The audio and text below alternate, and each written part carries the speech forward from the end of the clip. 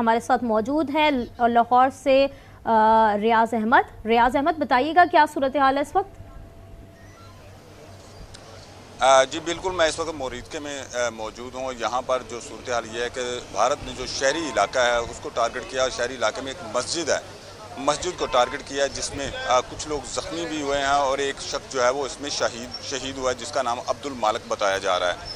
کچھ لوگ بھی میرے ساتھ موجود ہیں جنہوں نے یہ سارا واقعہ اپنی آنکھوں سے دیکھا. ان سے بات بھی کرتے ہیں. ان کا یہ کہنا تھا کہ رات 1 بجے کے قریب جو بزدل دشمن ہے اس نے جو ہے وہ پاکستان میں اپنے میزائل پھینکے اور جا کر شہری علاقے کو نشانہ بنایا جس سے ایک مسجد شہید ہوئی ہے اور اس میں ایک شہری جاں باز اور 2 یا 3 لوگ زخمی بھی ہوئے ہیں. اس وقت میرے ساتھ موجود ہیں جن عینی شاہدین جنہوں نے یہ سارا واقعہ دیکھا ہے. ان سے بات کرتے ہیں.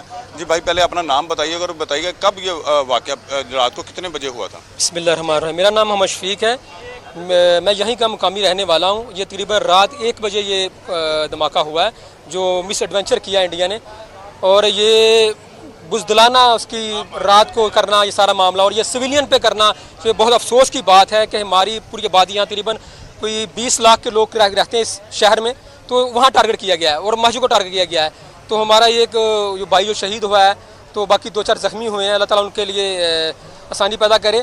تو میں انڈیا کے لیے یہ پیغام دینا چاہتا ہوں کہ یہ اس طرح ہمیں خوف ہراس آپ نہیں کر سکتے. انشاءاللہ ہمارے آج وہاں بھی ہم دیکھیں یہی ایڈونچر آپ نے کیا ہے اور یہاں سارے لوگ پھر رہے ہیں اور ہمارے جذبے ایسے ہی ہیں. انشاءاللہ ہم آپ کا ڈٹ کا مقابلہ کریں گے اور پاک فوج کے ساتھ ہیں. ہم پاک فوج کے آصم میر جنرل صاحب کو بھی کہتے ہیں کہ آپ ہم جوان ہیں، آپ انشاءاللہ ہم آپ کے ساتھ کھڑے ہیں. آپ کو ہماری ضرورت ہے، آپ ہمیں اسلحہ پرووائڈ کریں. ہم بارڈر پہ جا کے انڈیا کا مقابلے میں تیار ہیں. انشاءاللہ آپ بے فکر ہو جائے ہم ساتھ ہیں. اور انڈیا کو منہ کہتے ہیں کہ آپ جو یہ بزدلانہ حرکتیں کرتے ہیں رات کو، یہ آپ کا جواب انشاءاللہ ملے گا اور پاک فوج کی طرف سے ہماری طرف سے ملے گا انشاءاللہ.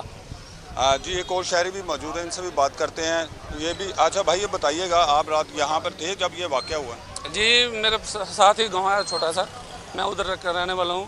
میں صبح آیا ہوں ادھر، اور بہت شرمناک حرکت ہے انڈیا کی جو انہوں نے کی ہے، کیونکہ یہ ان کا ایسا کام نہیں ہوتا. اگر انہوں نے کام کرنا ہے یا جنگ کرنی ہے یا لڑائی کرنی ہے تو تھوڑا مطالعہ کرے.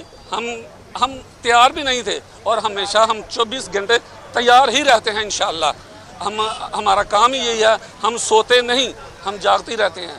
ہم سوتے ہوئے بھی جاگتے ہیں انشاءاللہ. اور مودی ہمارے ساتھ میدان جنگ میں کیا مقابلہ کرے گا؟ جو کسی سپورٹس کے میدان میں بھی ہمارا مقابلہ نہیں کر سکتا، وہ میدان جنگ میں کیا مقابلہ کرے گا انشاءاللہ.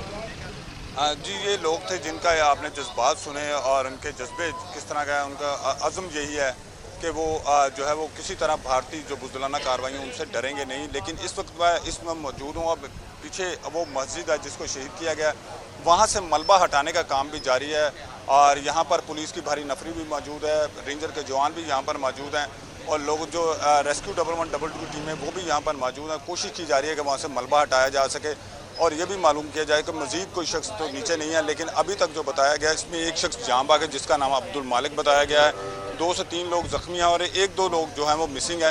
دیکھا جا رہا ہے کہ وہ مسجد کے ملبے کے نیچے تو نہیں ہے، لیکن ابھی ملبہ ہٹانے کا کام جاری ہے اور جو لوگ ہیں یہاں پر ان کی تعداد میں اضافہ ہوتا جا رہا ہے. لوگ آہستہ آہستہ جمع ہوتے جا رہے ہیں اور پاکستان کے حق میں، پاک فوج کے حق میں اور ہندوستان کے خلاف جو نعرے بازی ہیں ان میں بھی شدت آ رہی ہے.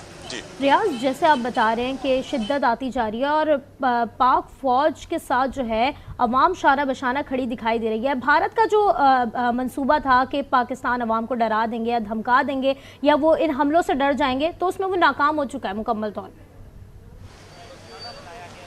جی بالکل ایسا ہی ہے جس طرح آپ نے یہ 2 افراد کی گفتگو سنی. اگر میں یہاں پر بات کروں تو سارا دن بات لوگوں سے ہوتی رہی لیکن لوگ یہاں ختم نہیں ہوں گے. اس کی وجہ یہ ہے کہ لوگوں کے حوصلے بلند ہیں. وہ کہتے ہیں کہ اس طرح کی کارروائیوں سے نہ وہ ڈریں گے نہ وہ ڈرنے والے ہیں. ان کا یہ کہنا ہے کہ موت برحق ہے، ایک دن موت آنی ہے تو کیوں نہ اس ملک کے لیے جو ہے ان کی جان جائے، شہادت کا رتبہ حاصل کریں. وہ یہ جذبہ ان کا ہے اور یہی وجہ ہے کہ وہ بار بار یہی کہتے ہیں کہ اگر ہم پاک فوج کے ساتھ ہیں، اگر پاک فوج کہے تو ہم ان کے ہمیں اسلحہ پرووائڈ کرے تو ہم ان کے ساتھ کھڑے ہو کر بھی ان کے بھارت سے لڑنے کے لیے تیار ہیں. تو ان کا یہ جذبہ ہے جس کی وجہ سے ان کا یہ لوگ یہاں پر جمع ہیں. بہت زیادہ تعداد میں یہاں لوگ جمع ہیں، نعرے بازی بھی کر رہے ہیں اور ان کا یہی کہنا ہے کہ وہ بھارت کا منہ توڑ جواب دینے کے لیے تیار ہیں. لیکن اگر ہمیں پاک فوج اجازت دے تو ہم یہ کام بھی کرنے کے لیے تیار ہیں. لیکن चूँकि उनका ये कहना है कि हमारी पाक फौज जो है वो अलर्ट है, मुस्तैद है और वो इस तरह के जो बुज़दिलाना कार्रवाइयों से ना तो वो मरऊब होगी और ना ही पाकिस्तानी अवाम जो है वो डरने वाली है। जी, पाकिस्तानी अवाम किसी से डरने वाले नहीं। गए मुरीद के करीब भारतीय तैयारों ने एक मस्जिद पर हमला करके इसे शहीद कर दिया। वाक़े में एक शख्स शहीद और एक जख्मी होने की इत्तलात भी मिली, जबकि जज्बा आपने देख लिया किस तरह से रियाज अहमद को अवाम ने बताया कि क्या उनका जज्बा है, कितना उनका हौसला है, किस तरह से वो भारत का मुकाबला करने के लिए हर दम पाक फौज के शाना बशाना खड़े हैं। जबकि आपको ये भी बताएं, हम भारत की जानिब से शहरों को निशाना बनाने का ये बुज़दिलाना फेल अमल में लाया गया।